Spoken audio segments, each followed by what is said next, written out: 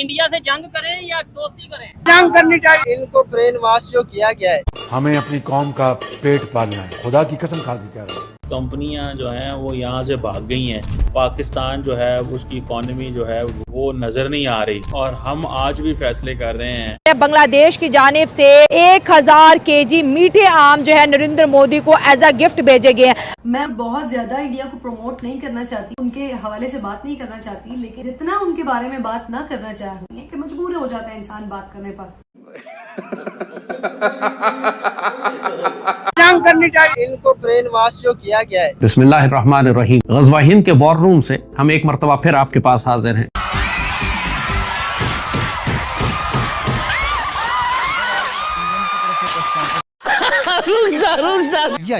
मंजिल को भूला कर जिया तो क्या जिया।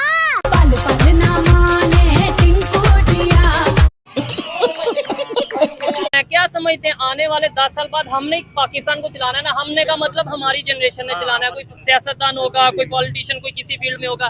क्या आपको लगता है 10 साल बाद ये जो जनरेशन है इंडिया से ताल्लुकात बेहतर करने में कामयाब होगी? बिल्कुल भी नहीं। जंगे हिंद होके रहेगी और होनी है। कुरान में लिखा हुआ है गज़वा हिंद होगा। अच्छा। जंगे हिंद उसको बोला जाता है, वो होके रहेगी। उसमें तो कहते हैं भी इंडिया से, उसमें कहते हैं अफगानिस्तान भी साथ होगा तो इंडिया की होगा साथ, हमारे साथ नहीं होगा।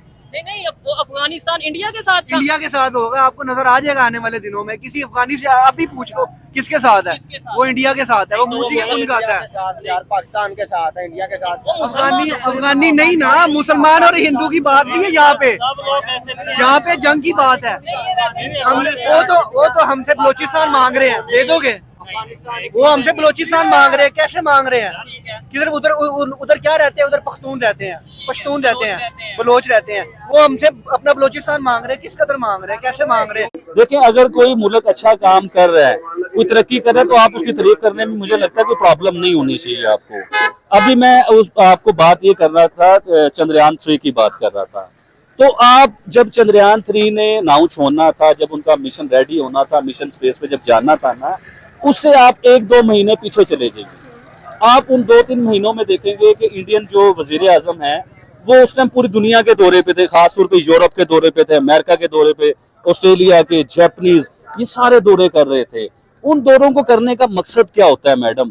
कि पूरी दुनिया से जो चीजें आपके पास रह गई है ना, वो टेक्नोलॉजी आपने समेटनी है पूरी दुनिया से। वो सक्सेस हुए, पूरी दुनिया में इंडिया की तारीफ हुई कि वो चांद पे जाके बैठ गए। इन मदरसों के अंदर बच्चों को किसी दूसरे रिलीजन के बारे में या किसी दूसरी कंट्री के बारे में भी नफरतें सिखाई जा रही हैं। और ग्राउंड में खड़ा किया हुआ उन्होंने, तरह तरह के वो नारे लगा रहे हैं और कह रहे हैं काफिरों को ये कर देंगे, वो कर देंगे। इस किस्म की बातें भी सिखाई जा रही हैं। एक तरफ तो पाकिस्तान कहता है कि जी हम तो बड़ी पीसफुल कंट्री हैं, और दूसरी तरफ बच्चों के जहनों में जो है इस किस्म की बातें डाली जा रही हैं। और साथ साथ जैसे आपने देखा ही है कि आप भी जैसे बात कर रहे हैं कि कई बच्चों के साथ गलत काम भी मदरसों में किए जाते हैं। उस वक्त इन लोगों को कोई डर खौफ नहीं आता कि यहाँ कुरान रखा है या यहाँ पे नमाज होती है या यहाँ पे कोई इस किस्म की हरकत ना हो। लेकिन ये चीजें सर बहुत टाइम से चल रही हैं। गवर्नमेंट जो सपोर्ट करती दिखाई देती है, फंड्स इनको मिल रहे हैं। कई फोटोज और कई वीडियोज ऐसी आई हैं जिसमें ये इतना इनको फंड जमा हो जाता है, डोनेशन इतना जमा होता है कि शायद मैं तो कई बार शो में कहा है कि अगर इन लोगों के पैसे ले लें तो शायद IMF से ना लेना पड़े पाकिस्तान को। इतना फंड इन लोगों के पास है। और फिर यही लोग जिहादी तैयार करके कभी कश्मीर में, कभी फलस्तीन में, कभी कहीं भेज रहे होते हैं। तो ये तमाम चीजें आखिर क्यों जो अथॉरिटीज है उन्हें नजर नहीं आ रही? देखें, अथॉरिटीज़ के अपने इंटरेस्ट भी हैं, वो इन लोगों को इस्तेमाल भी करते हैं। इनके ज़रिए वो जुलूस भी निकलवा देते हैं। अगर कोई हुकूमत की ऐसी पॉलिसी हो जो इनको पसंद ना हो, हमारी मुक़्तदरा को, इनको जिहाद के लिए भी इस्तेमाल किया जाता है। कहते हैं Karma has a last laugh. भाई कर्मा ने एंड में हंसना था, और वही बात हुई है कि वही बंदा जिसके अगेंस्ट बाइकआउट कर रहे थे, जिसको इनका वजीर मशीर गालियां दे रहा था, आज उसको वो इनवाइट कर रहे हैं विद प्राउड कि भाई आप लोग आएँ, हमारा 60वां जैसे इंडिपेंडेंस डे है तो वो आके मनाएं। और देखिए, एहतजाज या बाइकआउट तब होते हैं जब घर में रोटी पकती है। जब आपको रोटी के लाले बढ़ जाते हैं ना, तो फिर आप बाइकआउट नहीं कर सकते। बाइकआउट किया था इन्होंने इंडिया के साथ, क्या हालात हुए थे। उन्होंने लक्षद्वीप की तरफ जाना शुरू कर दिया, मालदीव सारे के मसले, सारी चीज़ें बंद, खाना पीना, बिजली, हर पास पानी भी इंडिया से आता, वो भी बंद। मैं वही कह रहा हूँ, हर चीज़ बंद हो गई थी तो मेरा ख्याल with in a month Maldives जो था वापस अपनी औकात में आ गया, तो उन्हें पता चल गया था। यार देखिए रीज़न वही दोबारा से बात आती है कि इंडिया के पास पॉपुलेशन का बहुत बड़ा एज है और पॉपुलेशन के अंदर यूनिटी का बहुत बड़ा एज है। अगर एक उनमें से बाइकआउट करता है तो सारे करते हैं। आप देखें कि उनके जो मशहूर इंडस्ट्रियलिस्ट हो गए या बॉलीवुड के स्टार्स हो गए वो मालदीव वगैरह में बड़ा ज़्यादा टूरिज्म के लिए जाते हैं। तो जब एक बंदा करोड़पति वहाँ पे जाएगा तो मालदीव को डेफिनेटली वहाँ से फ़ायदा होगा। जब बाइकआउट हुआ था तो मालदीव को पता चल गया कि नहीं भाई अब हमारा जाना बंद कर दिया, अब जो हमारा बुरा टाइम शुरू हो चुका है। तो मैं कहता हूँ कि देर आए दुरुस्त से आए, अच्छे पॉइंट पर आ गए हैं। चाइना और इंडिया के बीच बहुत सी चीज़ें सेटल हो रही हैं। अब वीज़ा भी मिल जाएगा, टूरिज़्म भी होगी, ट्रेड भी होगी, चाइनीज़ वहाँ पर अपना सामान भी इजीली बेच सकेंगे और इंडिया चाइना से बहुत ज़्यादा ख़रीदता भी है। तो इसमें पाकिस्तान का क्या रोल होगा? देखिए चाइना आज तक तरक्की उसने क्यों की है कि वो अपने चुप करके काम करता रहे, किसी से उसने लड़ाई नहीं की है। सही है। अब देखें ना, इंडियन ये सोच रहे होंगे कि हम चाइना से ताल्लुकात अच्छे कर लेंगे और पाकिस्तान को खुदे लाइन लगा देंगे। भाई ऐसा नहीं है, ठीक है ना, ऐसा नहीं है। चाइना हम को हमारी ज़रूरत है, हमें चाइना की ज़रूरत है, ठीक है ना। जो चाइना का माल गंदा नहीं बिकता वो हम इंशाल्लाह हम ही खरीदते हैं ना। पूरी दुनिया में जो चाइना की चीज़ नहीं बिकती है, जो कबाड़ होता है वो हम लेते हैं कि जी बिस्मिल्लाह हम लेते हैं। उसमें चाइनीज़ लिखी होते हैं, हम कहते हैं पता नहीं इसमें दुआ लिखी हुई है, ये ले लो, ठीक है। पाकिस्तान के वज़ीर आज़म जो हैं वो कल गवर्नमेंट की एक ब्रीफिंग ले रहे थे और कह रहे थे कि जनाब हमें कैसे चाइनीज़ कम्युनिटी को पाकिस्तान में सेव करना है।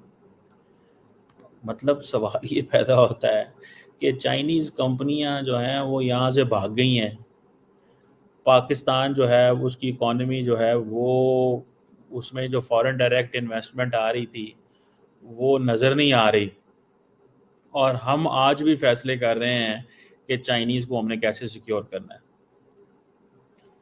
चाइनीज़ यहाँ पे नहीं रहे, अब बड़े कम हैं, और जिस तरह बलूचिस्तान की सिचुएशन बनी है हमने तो चाइनीज़ को वो गले से नहीं लगाया जिस तरह हमें उनको लगाना चाहिए था। आपने बोला अमन होना चाहिए, ये भाई कहते हैं जंग होनी चाहिए। मैं अपनी भी ओपिनियन दूंगा लेकिन पहले आप दोनों को सुनूंगा। आप 2-3 रीजंस बता दें क्यों अमन होना चाहिए। उधर देख के अमन इसलिए होना चाहिए, एक तो हमारे माली मामला ठीक रहेंगे। अगर हमारी तिजारत होती है इंडिया के साथ जो कि बंद है अभी बिल्कुल ही, तो उसके साथ हमें माली मामलात में बेहतरी आएगी और हमारी इकोनॉमी बेहतर होगी। इस तरह अगर इधर अमन होता है, बजट लगाते हैं वो थोड़ा इतना हमारा जो बजट है दिफाई बजट उसमें भी कमी आ सकती है, और वो जो पैसा बजट दिफाई बजट में लगता है वो हम पर लग सकता है, एजुकेशन में, हेल्थ में, सेक्टर में, दूसरे मामलात में। तीसरी रीजन ये है कि जानी नुकसान भी होता है हर जंग में। आपको मिस्टर ए ने मिस्टर बी को क्या दिया, तो वो कहते हैं कि मैंगो दिया।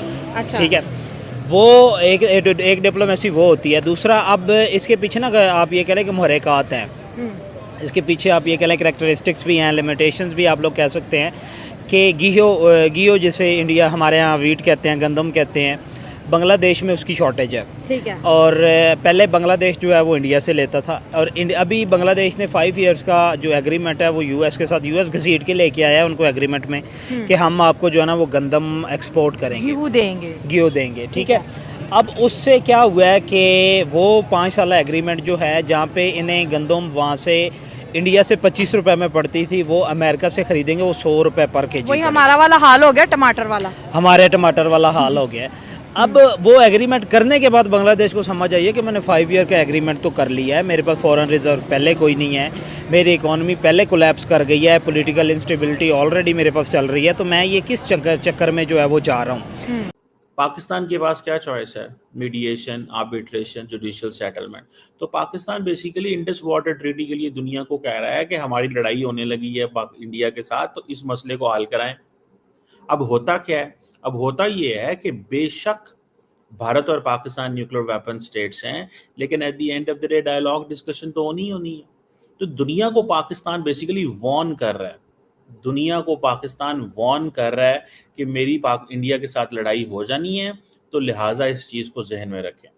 और इंडिया इस वक्त इन चीज़ों में नहीं आ रहा, dialogue discussion, arbitration, judicial settlement जैसे इश्यूज पे नहीं आ रहा। इंडिया जो है उसने कहा जी कि हम यूएन सिक्योरिटी काउंसिल के अंदर जो वो जिसे कहते हैं ना अपना मौक़िफ़ देंगे। ठीक है जी, उन्होंने कहा जी सीरियल बारोर है फार्म IMF से, और फैनेटिसिज्म एंड टेररिज्म फैलाते हैं। तो इंडिया बेसिक क्या कर रहा है, India is lambasting the western world, सारी की सारी अमेरिका, फ्रांस, बरतानिया, यूएस, यूके सबको बुरा भला कह रहा है कि क्या कि तुम पाकिस्तान को पैसे देते हो, पाकिस्तान उससे दहशतगर्दी करता है।